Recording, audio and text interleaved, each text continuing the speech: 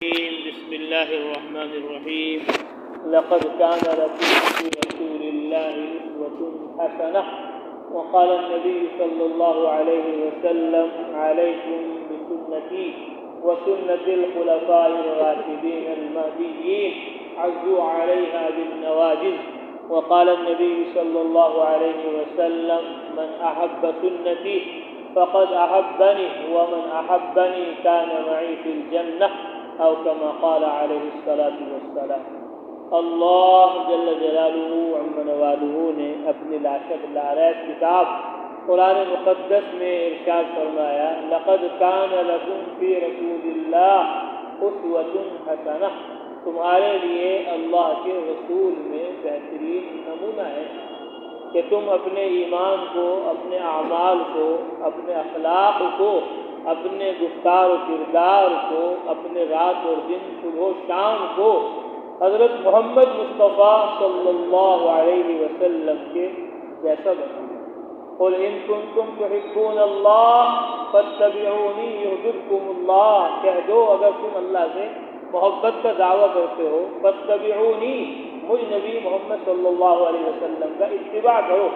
یحببکم اللہ، تو اللہ تعالیٰ تمہیں اپنا محبوب بنا لیں گے۔ فرمایا: وَإِن تُطِيعُوهُ تَهْتَدُوا، اگر تم محمد صلی اللہ علیہ وسلم کی اطاعت کرو گے، ان کی فرمانبرداری کرو گے، تو ہدایت پر پہنچ جاؤ گے، ہدایت حاصل کر لو گے۔ علماء نے فرمایا اتباع آپ صلی اللہ علیہ وسلم کا آپ کے عمل میں ہوگا، جس طرح آپ نے جو عمل کیا اس کو اس طرح عمل کو کیا جائے، تو یہ آپ کا اتباع ہے۔ اور اطاعت آپ صلی اللہ علیہ وسلم کی باتوں میں ہوگی، جو بات آپ نے فرمائی اس پر اسی طرح عمل کیا جائے۔ فرمایا جیسے اللہ کے نبی صلی اللہ علیہ وسلم نے اکثروا ذکر اللہ، کہ اللہ کا ذکر کثرت سے کرو، تو اس پر عمل کرنا تو یہ اطاعت ہے۔ اور جس طرح آپ صلی اللہ علیہ وسلم نے نماز پڑھی اس طرح نماز پڑھنا یہ اتباع ہے۔ جس طرح آپ صلی اللہ علیہ وسلم نے روزہ رکھا اس طرح روزہ رکھنا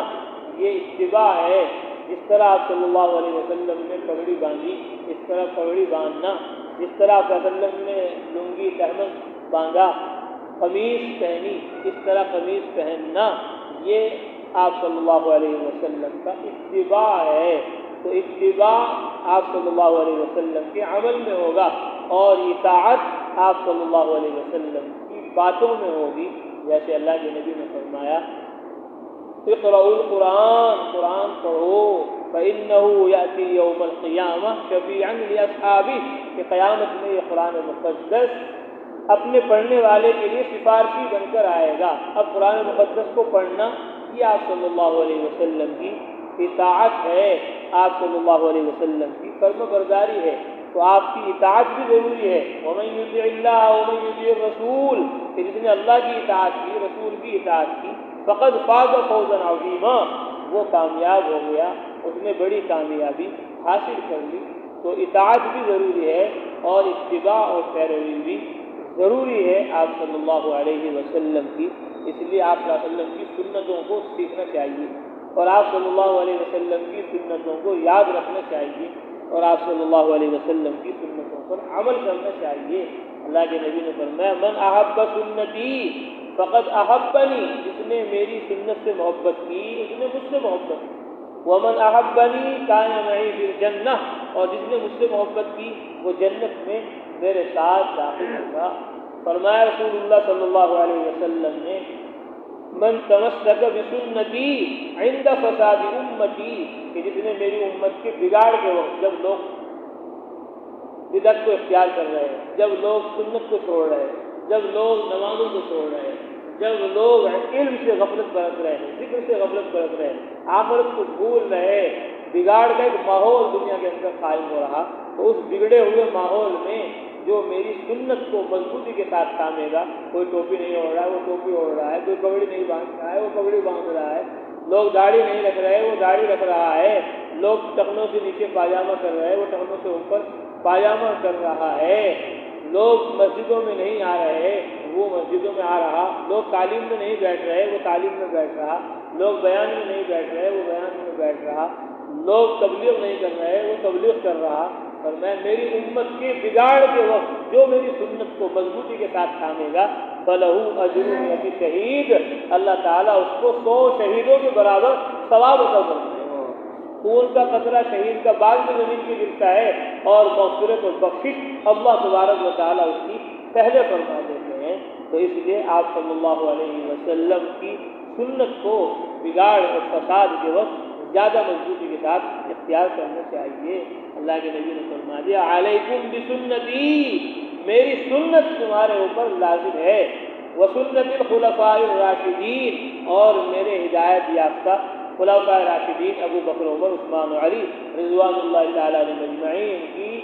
سنت بھی تمہارے اوپر لازم ہے، ضروری ہے۔ عضوا علیہا بالنواجذ، اللہ کے نبی نے فرمایا ان کو مضبوطی کے ساتھ کرو، مضبوطی کے ساتھ میرا طریقہ دیکھو، مضبوطی کے ساتھ ابو بکر عمر کا طریقہ دیکھو، مضبوطی کے ساتھ عثمان و علی کا طریقہ دیکھو، جس طرح انہوں نے قرآن پر عمل کیا، حدیث پر عمل کیا، میری سنت اور میری شریعت کا انہوں نے اتباع اور اطاعت کی، ایسے ہی تمہیں اپنے آپ کو ان کے نقش قدم پر چلانا ہے۔ تو کامیابی جو ہے وہ سنت میں ہے، آپ صلی اللہ علیہ وسلم کے پاکیزہ نورانی طریقوں میں ہے، خانقاہوں میں آنا اسی لیے ہے کہ سنت ہمارے چہرے سے ظاہر ہونی چاہیے، سنت ہمارے لباس سے ظاہر ہونی چاہیے، سنت ہمارے بولنے سے ظاہر ہونی چاہیے، سنت ہمارے سننے سے ظاہر ہونی چاہیے، سنت ہمارے چلنے سے ظاہر ہونی چاہیے، سنت ہمارے کھانے سے ظاہر ہونی چاہیے، پینے سے ظاہر ہونی چاہیے، سونے سے ظاہر ہونی چاہیے، کمانے سے ظاہر ہونی چاہیے، خرچ سے ظاہر ہونی چاہیے، نماز سے ظاہر ہونی چاہیے کہ ہاں یہ نماز سنت کے مطابق پڑھی جا رہی ہے، قرآن سے ظاہر ہونا چاہیے کہ ہاں یہ قرآن سنت کے مطابق پڑھا جا رہا ہے، ذکر سے ظاہر ہونی چاہیے کہ ہاں یہ ہر وقت ہر گھڑی ہر لمحہ اللہ کے ذکر میں مشغول ہے۔ حضرت محمد صلی اللہ علیہ وسلم کے بارے میں حضرت عائشہ فرماتی ہیں کانا رسول اللہ صلی اللہ علیہ وسلم یذکر اللہ علی کل احیانہ،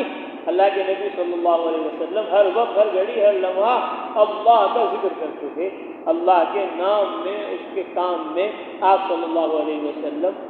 رات دن صبح و شام مشغول رہتے تھے، یہاں تک کہ بیت الخلاء میں بھی جاتے تھے تب بھی اللہ تبارک و تعالیٰ کا ذکر کرتے تھے، بیت الخلاء میں بھی اللہ تبارک و تعالیٰ کو یاد کرتے تھے دل سے، اس لیے غفران کا پڑھتے تھے، غفران کا، بیت الخلاء سے نکل کر اے اللہ مجھ کو معاف کر دے کہ بیت الخلاء یہ جگہ ایسی نہیں تھی کہ میں وہاں تجھ کو یاد کرتا، لیکن میں نے تجھے وہاں دل میں یاد کر لیا، غلطی ہو گئی، اے اللہ مجھ کو معاف فرما دے۔ یا یہ کہ آپ صلی اللہ علیہ وسلم ہر وقت ہر گھڑی اللہ کا ذکر کرتے تھے، بیت الخلاء کے اندر ہوتے تھے تو وہاں ذکر نہیں کر پاتے تھے، تو رسول اللہ صلی اللہ علیہ وسلم اللہ سے معافی مانگتے تھے، اے اللہ اتنا ٹائم میرا کیوں بغیر ذکر کے گزر گیا، وہاں بیت الخلاء میں وہاں تیرا ذکر میں نہیں کر پایا، اس سے غلطی ہو گئی، غفران کا، اے اللہ مجھ کو معاف کر دے۔ تو رسول اللہ صلی اللہ علیہ وسلم ہر وقت ہر گھڑی ہر لمحہ ذکر کرتے تھے، اور کبھی ذکر نہیں ہوا اگر اس پر اللہ تبارک و تعالیٰ سے معافی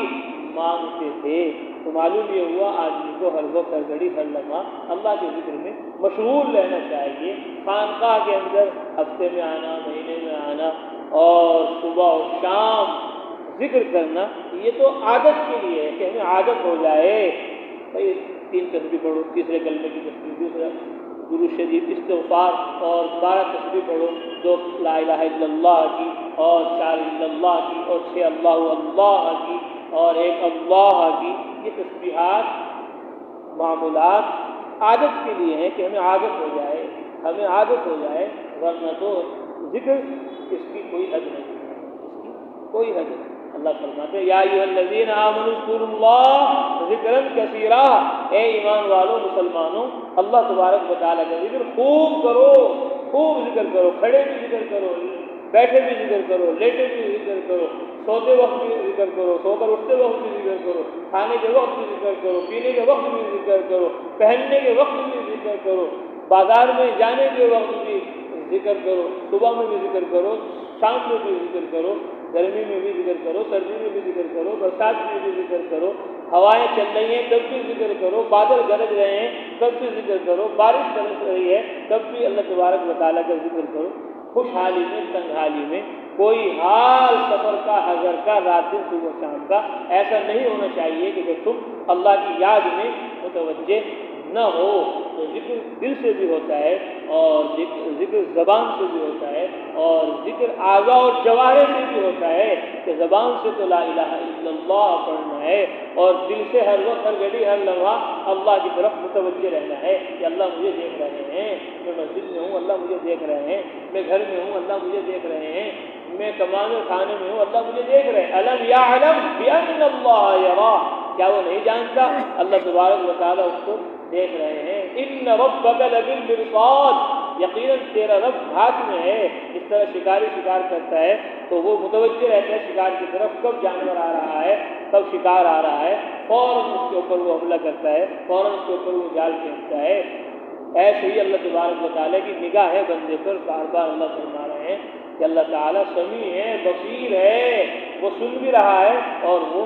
دیکھ بھی رہا ہے۔ اسروا قولکم او اجہروا بہ، زور سے بولو یا آہستہ بولو، انہ علیم بذات الصدور، وہ تو دلوں کے اندر آنے والی باتوں کا بھی جاننے والا ہے۔ تو اس کا علم محیط ہے ہمارے ہر رات دن صبح و شام کے عمل پر، وہ ہمیں دیکھ رہا ہے کہ دل اللہ کی طرف متوجہ رہے اور زبان اللہ کے ذکر میں مشغول رہے اور ہاتھ اور پاؤں اللہ تبارک و تعالیٰ کے ذکر میں مشغول رہیں، یعنی ہاتھوں سے آدمی صدقہ کرے، خیرات کرے، ہاتھوں سے آدمی لوگوں کو فائدہ پہنچائے، نفع پہنچائے، پاؤں سے مسجد کی طرف آئے، خانقاہ کی طرف آئے، ذکر کی طرف چلے۔ اللہ فرما رہے ہیں قرآن مقدس میں، یا ایھا الذین آمنوا اذا نودی للصلاۃ من یوم الجمعہ فاسعوا الی ذکر اللہ، کہ جب جمعے کے دن آواز لگے نماز کی، فاسعوا الی ذکر اللہ، تو اللہ کے ذکر کی طرف، نماز کی طرف، خطبے کی طرف، مسجد کی طرف دوڑے چلے آؤ۔ تو پاؤں کا ذکر یہ ہے کہ اللہ کے گھر کی طرف قدم اٹھائے جائیں، اللہ کے راستے میں چلا جائے، پھرا جائے۔ آنکھوں کا ذکر یہ ہے کہ آنکھ سے قرآن دیکھا جائے، آنکھوں سے حدیث دیکھی جائے، آنکھوں سے ماں باپ کو محبت کی نگاہ سے ان کی زیارت کی جائے، علماء، حفاظ، قراء کی زیارت کی جائے، اللہ کے نیک بندوں کی زیارت کی جائے۔ آنکھوں کا ذکر یہ ہے کہ اللہ کی بنائی ہوئی مخلوقات کو عبرت کی نگاہ سے دیکھا جائے۔ اولم ينظروا الى السماء فوقهم كيف بنيناها، دیکھا نہیں انہوں نے اپنے اوپر آسمان کو ہم نے کیسے بنایا، مکان تو دیکھ رہے کتنا اونچا ہے، دکان تو دیکھ رہے کتنی اچھی ہے، کارخانہ اور فیکٹری تو دیکھ رہے کتنے اچھا ہے، لیکن یہ نہیں دیکھ رہے اتنا بڑا آسمان اللہ تبارک و تعالیٰ نے نیلی چھت بغیر سکون کے پوری دنیا کے اندر قائم کر دی ہے۔ وزیناها، اور اس کو مزین کر دیا ستاروں سے، مزین کر دیا سورج سے، مزین کر دیا چاند سے۔ وما لها من فروج، اس کے اندر کوئی پھٹن نہیں ہے، کوئی جوڑ نہیں ہے۔ اتنا سا چھوٹا سا لینٹر چھت پر ڈالا جاتا ہے، اتنے جوڑ توڑ ہوتے ہیں، اتنا بڑا آسمان کہیں جوڑ توڑ نہیں ہے، کہیں کوئی سکون نہیں ہے۔ اتنی بڑی زمین کیسے پانی کے اوپر اللہ تعالیٰ نے اس کو بچھا دیا۔ وَإِنَّ لَكُمْ فِي الْأَنْعَامِ لَعِبْرَةً، چوپاؤں میں، جانوروں میں تمہارے لیے عبرت ہے۔ نُسْقِيكُم مِّمَّا فِي بُطُونِهِ مِن بَيْنِ فَرْثٍ وَدَمٍ لَبَنًا خَالِصًا سَائِغًا لِّلشَّارِبِينَ، کہ خون اور گوبر کے درمیان سے لبناً خالصا، صاف شفاف سفید دودھ اللہ تعالیٰ نکال دیتے ہیں۔ ہرا گوبر ہے، گھاس ہے، خون لال ہے، اور اس میں سے سفید دودھ اللہ تبارک و تعالیٰ اپنی قدرت سے نکال رہے ہیں۔ تو فی کل شیء لہ آیۃ تدل علی انہ واحد، ہر چیز میں اللہ کی قدرت کی نشانیاں ہیں جو اس بات پر دلالت کر رہی ہیں کہ وہ تنہا ہے، اسی کی وجہ سے پورا عالم کا نظام چل رہا ہے۔ لو کان فیہما آلہۃ الا اللہ لفسدتا، اگر آسمان و زمین میں دو خدا ہوتے، لفسدتا، تو آسمان و زمین کا نظام بگڑ جاتا۔ ایک خدا کہتا رات ہوگی اور دوسرا کہتا دن ہوگا، ایک کہتا بارش ہوگی، ایک کہتا بارش نہیں ہوگی، تو لڑائی ہوتی، جھگڑے ہوتے۔ تو بھائی دو خدا ہوتے تو مشورے سے کام کر لیتے، تو مشورے سے کام کرتے تو پھر وہ خدا ہی کہاں رہتے، ایک سے دوسرے کو پوچھنا پڑتا، پوچھنے والا کہاں خدا ہو سکتا ہے؟ خدا نے تو کہہ دیا قرآن کے اندر، وہ اللہ تبارک و تعالیٰ سے پوچھا نہیں جاتا اور لوگوں سے پوچھا جائے گا، لوگوں سے سوال ہوگا۔ ثم لتسألن یومئذ عن النعیم، لا یسأل عما یفعل وهم یسألون، وہ جو کرتا ہے اس سے کوئی پوچھ نہیں سکتا، وهم یسألون، اور وہ سب سے پوچھے گا۔ وَلَنَسْأَلَنَّ الَّذِينَ أُرْسِلَ إِلَيْهِمْ وَلَنَسْأَلَنَّ الْمُرْسَلِينَ، رسولوں سے بھی پوچھا جائے گا اور رسول پیغمبر جن کی طرف بھیجے گئے ان سے بھی معلوم کیا جائے گا۔ تو جو کسی سے معلوم کر کے پوچھ کر مشورہ لے کر کام کرے وہ خدا کہاں ہو سکتا ہے؟ تو اس کائنات کا نظام اللہ اپنی قدرت سے چلا رہے ہیں۔ تو آسمان کو، زمین کو، اور اس کی بنائی ہوئی ساری مخلوقات کو، خود اپنی ذات کو، وفی انفسکم افلا تبصرون، کہ اپنے اندر غور فکر کرو، اپنے آپ کو دیکھو کہ اللہ تعالیٰ نے تمہیں کس طرح عالم اصغر انسان ہے، عالم اصغر اللہ تعالیٰ نے انسان کو بنایا ہے، جیسے ایک جنگل ہے وہاں بہت سارے پیڑ پودے اور پتے اور گھاس پھوس ہے، ایسے ہی یہ سر، اس کے اندر کتنے سارے بال ہیں، یہ جنگل کی مثال ہے، اور پہاڑ ہیں اونچے اونچے، ہڈیاں یہ انسان کی ہیں جو اس انسان کو اٹھائے ہوئے ہیں، کھڑا کیے ہوئے ہیں، تو یہ ہڈیاں پہاڑوں کی مثال ہے، اور منہ سے الگ ذائقہ پانی کا نکل رہا ہے، آنکھوں سے الگ پانی نکل رہا ہے، ناک سے الگ پانی نکل رہا ہے، کان سے الگ پانی نکل رہا ہے، یہ نہریں ہیں، یہ نہریں اور دریا سمندر کی مثالیں ہیں کہ ناک کا پانی الگ نکل رہا ہے، منہ کا پانی الگ نکل رہا ہے، آنکھوں سے پانی الگ نکلتا ہے، کانوں سے پانی الگ نکلتا ہے، یہ نہریں چشمے سمندروں کی مثال اس کے اندر ہے۔ گھومنے کی جگہ ہیں، لوگ جا رہے ہیں، کوئی کشمیر میں چلو اور وہاں دیکھ کر آؤ تاج محل، دیکھ کر آؤ لال قلعہ، تو زیارت کرنے کے لیے چیزوں کی آدمی جاتا ہے، تو آدمی کا چہرہ جو ہے یہ بہترین شاندار عمدہ زیارت کی جگہ ہے، چلو بھائی بزرگ سے ملنے چلتے ہیں، اللہ والوں سے ملنے چلتے ہیں، ان کی زیارت کے لیے چلتے ہیں۔ اس طرح چیزیں اور سامان دیکھنے کے لیے آدمی دور دراز کا سفر کرتا ہے، ایسے ہی چہرہ دیکھنے کے لیے جایا جاتا ہے، تو چہرہ جو ہے یہ گھومنے پھرنے اور زیارت کرنے کی شاندار عمدہ جگہ ہے۔ تو اللہ تبارک و تعالیٰ نے عالم اصغر، دنیا کی چھوٹی دنیا انسان کے اندر بنائی ہوئی ہے، تو اس کو آدمی کو غور سے دیکھنا چاہیے۔ ہاتھوں کے اوپر یہاں بال نہیں ہو رہے ہیں، اور یہاں چہرے کے داڑھی پہ بال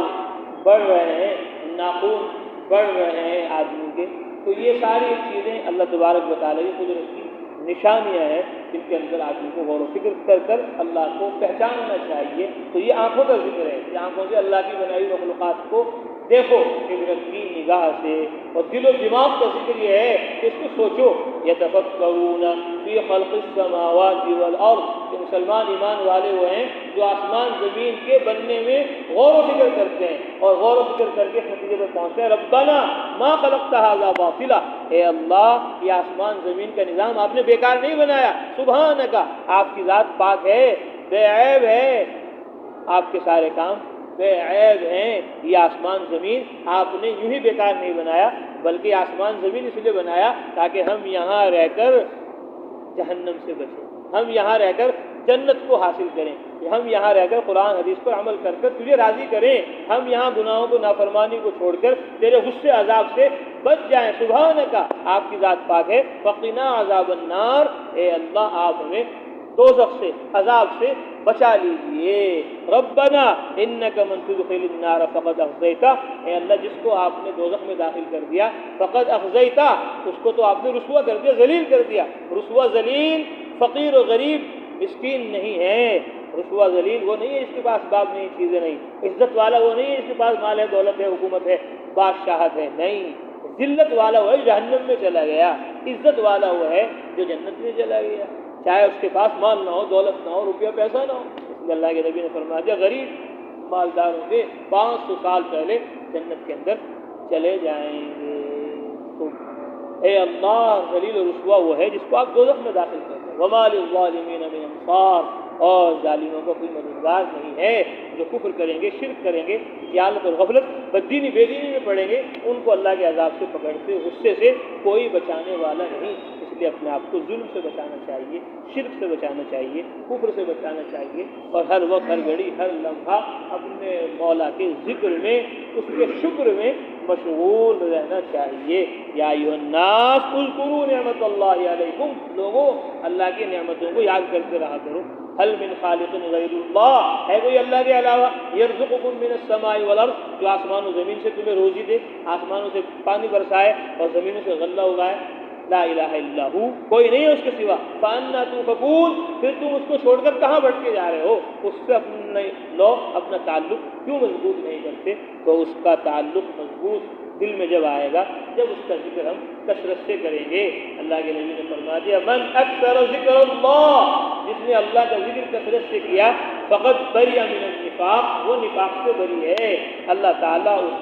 کے نفاق کو ختم کر دیں گے اور اس کو کامل مومن، کامل ایمان والا بنا دیں گے۔ جب ہر وقت ہر گھڑی ہر لمحہ اس کے ذکر میں مشغول رہیں گے کہ ذکر کرنے والے زندہ ہیں اور ذکر نہ کرنے والے ان کی مثال مردہ کی ہے۔ تیرا ذکر ہے میری زندگی، تیرا ذکر ہے میری زندگی، تیرا بھولنا میری موت ہے۔ اے اللہ تجھے یاد رکھوں یہی میری زندگی ہے، اور میں تجھے بھول جاؤں یہی میری موت ہے۔ لوگ دیکھ رہے ہیں کھا رہا ہے پی رہا ہے اٹھ رہا ہے بیٹھ رہا ہے آ رہا ہے جا رہا ہے، زندہ ہے، لیکن اللہ کے یہاں وہ مردہ ہے۔ اللہ کے یہاں زندہ وہ ہے جو ذکر کے اندر مشغول ہے۔ اللہ تعالی ہم سب کو علم میں ذکر میں لگنے کی اور ساری دنیا کو لگاتے رہنے کی توفیق نصیب فرمائے۔ اس لیے کہتے ہیں اللہ کا ذکر کرو تاکہ اللہ کی محبت دل میں آ جائے، رسول اللہ کا ذکر کرو تاکہ رسول اللہ کی عظمت محبت تمہارے دل کے اندر آ جائے۔ اس لیے یہاں نظم پڑھی جاتی ہے، نعت پڑھی جاتی ہے کہ رسول اللہ کے اخلاق، ان کی صفات اور ان کے مقامات اور مرتبے کو بار بار سن کر ان کی محبت ہمارے دل کے اندر آ جائے۔ صحابہ تو دیکھ رہے تھے رسول اللہ کو، ان کے اخلاق کو، ان کے معاملات کو، ان کے رات دن صبح و شام کو، تو محبت ان کے دل کے اندر بیٹھ گئی۔ ہمارے سامنے رسول اللہ صلی اللہ علیہ وسلم نہیں ہیں، ان کی سیرت ہے، ان کی سنت ہے، ان کی حدیثیں ہیں، تو ان کو بار بار سنیں گے تو ان کی محبت دل کے اندر آ جائے گی۔ محبت گر نہ ہو تو مشکل ہے آداب محبت بھی، محبت آداب محبت خود سکھا دے گی۔ اللہ کا ذکر ہوگا تو اس کی محبت آئے گی، نبی کا ذکر ہوگا تو ان کی محبت آئے گی، قرآن حدیث کا ذکر ہوگا تو قرآن حدیث کی محبت آئے گی، مسجدوں کا، خانقاہوں کا، مدرسوں کا تذکرہ و مذاکرہ ہوگا اس کی محبت آئے گی۔ آج دنیا کی باتیں بول رہے، دنیا کی باتیں سن رہے تو اس لیے دکانیں بھری ہوئی ہیں، کارخانے بھرے ہوئے ہیں، فیکٹریاں بھری ہوئی ہیں اور مسجدیں خالی ہیں۔ مسجدیں خالی اسی لیے ہیں کہ مسجدوں کے فضائل اور ان میں تعلیم کے فضائل، ان میں ذکر کے فضائل کہنا سننا ہم نے چھوڑ دیا ہے۔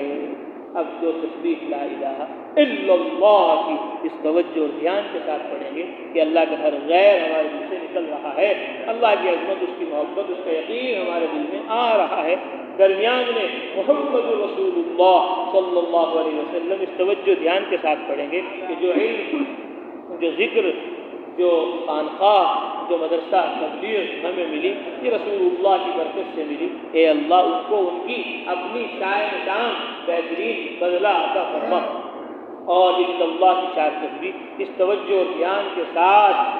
کہ ہم ذکر میں ڈوبے جاتے ہیں، اللہ پاک ہمارے دل میں سمائے جاتے ہیں، اور اللہ کی 6 تسبیح اس توجہ استحضار کے ساتھ کہ اللہ تبارک و تعالی ہمارے دل میں ہیں، اور ایک تسبیح اللہ کی اس دھیان کے ساتھ کہ اللہ کا ہر حکم، نبی کا ہر طریقہ اپنی زندگی میں لا کر اس کو سارے عالم میں پھیلانا اور پہنچانا ہے۔ 2 زبانیں گویا ہماری ہیں، ایک منہ میں ہے اور ایک دل میں ہے، دونوں زبانوں سے ہم اللہ کو یاد کر رہے ہیں۔ مجلس میں ایک مرتبہ اللہ کے نام کے ساتھ جل جلالہ عظم نوالہ کوئی تعظیمی جملہ کہہ